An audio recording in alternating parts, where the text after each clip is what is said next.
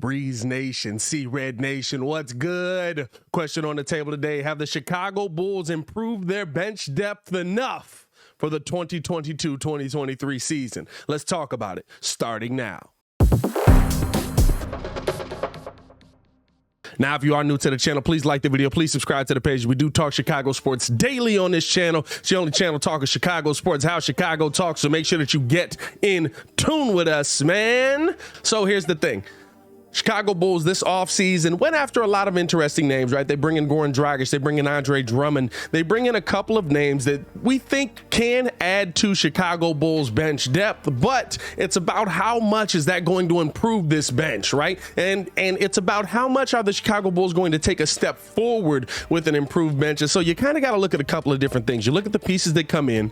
Do they address the need that the Chicago Bulls had last season? I think we can say for sure that they do, right? Like Andre Drummond coming in, he's going to add to the defense off of your bench. He's going to add to that interior presence. He's going to add to the rebounding off of your bench that was basically non-existent last year when you thought about going to get Tristan Thompson. So now you're going to see a better rebounding big down there. And the biggest question is, right, with Summer League kind of coming and going, and you're seeing what Marko Simonovic can do, how does he add into what the Chicago Bulls bench is going to be able to do? We'll talk about that kind of in the second half of the video. But for me, right, when you're looking at this team last season, the question is, why did they struggle so much? Why were the Chicago Bulls one of the worst bench scoring teams in the NBA? Why were they one of the worst bench rebounding teams in the NBA? And the answer is simple, right? The Bulls just weren't a healthy team. You've heard Alex Caruso, Zach LaVine, a lot of these guys go on different platforms and say the Bulls just needed health to really put them in the right direction last season. And so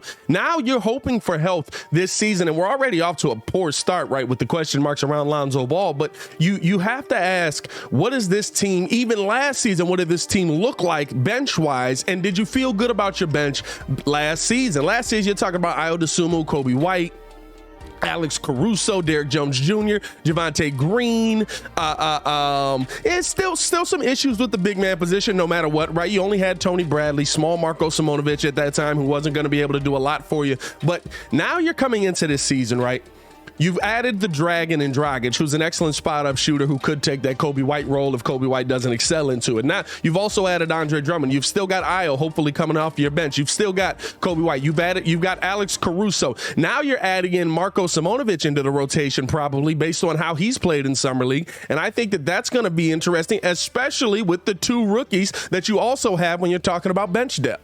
Now, before I continue with the video, I do want to know how you guys feel, man. Let me know in the comments below. How do you feel the Chicago Bulls bench is going to be this season coming up? Do you feel like they've done enough this offseason to strengthen that bench? Let me know. I'll be down there talking with you as well. I think the interesting thing that the Bulls can take away, especially in Summer League, right, is that you've got two young pieces on this team that are going to be added into what you had last season that's going to work. Again, this is hoping for full health, right? With full health, you had Ayo, you had Kobe, you had Alex Caruso. You had a bunch of names that you were looking at and you were like, man, this is a really strong bench defensively. Derrick Jones Jr. as well. This is a really strong bench defensively. They can get out and run. They can do some things on the offensive end as well. Maybe need a little more scoring, but hey, guess what? Now we went out and we added the Dragon. Now we went out and we added Drummond for those that side of the ball, right? And on top of that, you've got Marko Simonovic, who added 25 pounds of muscle this offseason, really getting him moved in the right direction on getting minutes on this team, right? Because last season you really couldn't put Marko out there. Marko was 7 feet tall, but he was 215 pounds. Every time you saw him out there, he was either getting dunked on, he was getting blown past. He just didn't look like he was ready for the NBA game. But as we've seen in Summer League, and I understand, I'm not taking a lot of solace from Summer League. I'm not expecting Marko to be the 27-14 player that we saw in Summer League, right? But here's the thing that I am thinking about. Okay, in 15 to 18 minutes of play, right, can Marko Simonovic give me 13 and 10? That's all I'm looking for. If you work your way up to being that backup big, the perfect backup big, right, and we're talking about 20, 25 minutes a game, can he work his way into getting me 13 and 10? We're talking about a backup 4. That is great numbers.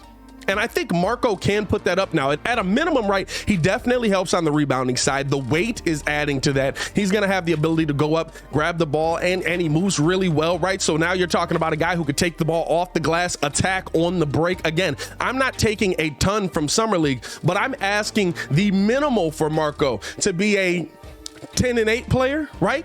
The minimal to be a 10-8 player. Can you give me that? And I think that Marco does have the ability to do that. He's fixed the shot. The shot looks much better. He's more of a 3-level scorer now than he ever was, right? He's got a little bit of a back to the basket game, more kind of a post fade than actually going down low. He's still going to get moved around a little bit. I mean, it's just he's new to this style of game, right? And so we've seen that he can dominate at every level. Does that mean that he can be a good bench player for the Chicago Bulls? And I think that it does, right? Like, it shows that there's talent in there. He dominated at the G League, dominated overseas, dominated here in Summer League. So it's showing that the talent is there, but is the talent going to be there versus the best of the best? Well, I'm not asking you to play the best of the best. I'm asking you to outplay bench bigs on the other team. And I think Marko Simonovic will have the ability to do that. You're also adding in Dalen Terry, who hopefully yesterday that injury doesn't end up being anything serious. It turned it just into a right hamstring based on what the Bulls reported. So we're going to see kind of how that extrapolates out towards the season. He should be good to go by the start of training camp, I would think, right? They're going to rest it, going to put a lot of heat on that, get that thing to loosen up and then get him back to work. Also want to point out that the injury was a non-contact injury. He just slipped on the floor. So he should be good to go. And like I said, it looked like it was just a right hamstring. He was limping pretty good, so it should be all good. But adding Dalen Terry into that, right, when you're talking about your bench depth, you've got another guy who's a young guy, yes, and we don't know what he's going to be at the NBA level, but we know that AK wants him to be a little bit more of a scorer. He can bring some offense for you. He's also got excellent vision, and he does all the little things, and the little things are what's going to get him on the court right away, right? Being in the ball handler's face, pressing the ball handler up the court, you know what I'm saying? Getting your hands in there on those passing lanes. He does a great job of all the intangibles, and so I think that adds to the bench depth, as well as the fact that you've got a bunch of guys on that bench that already do that as well. Caruso already does these things. Dosunmu already does these things, right? So not only does your bench defense improve, but I think your bench offense could improve as well. And I'm kind of excited for what the Bulls have coming this season off of the bench. But here's the thing. I was excited last season, but then our bench ended up being our starters, right? So health is going to play a huge caveat into all of this. But I do feel like the Chicago Bulls could have one of the deepest benches in the NBA and a bench that's able to do a lot. Oh, by the way, I didn't even mention the fact that Javonte Green will actually be able to play off of the bench. The guy that was playing power forward for us last season most of the year, the 6'4" guy that was playing power forward for us last season most of the year, is going to be able to come off of the bench and guard 2s and 3s. We're going to be good on the defensive side at a minimum off of the bench, and I'm really excited to see what kind of offense the new guys can bring. But as always, man, I want to know how you guys feel. Let me know in the comments below. I'll be down there talking with you as well. To continue watching our Chicago Bulls content, click the links on the screen or check the links in the description below. How do you feel this Bulls bench depth is going to be next season? I'll be down there talking with you as well. As always, man, it's your boy Pat the Designer back at it again. Y'all stay safe out there, Chicago. Peace.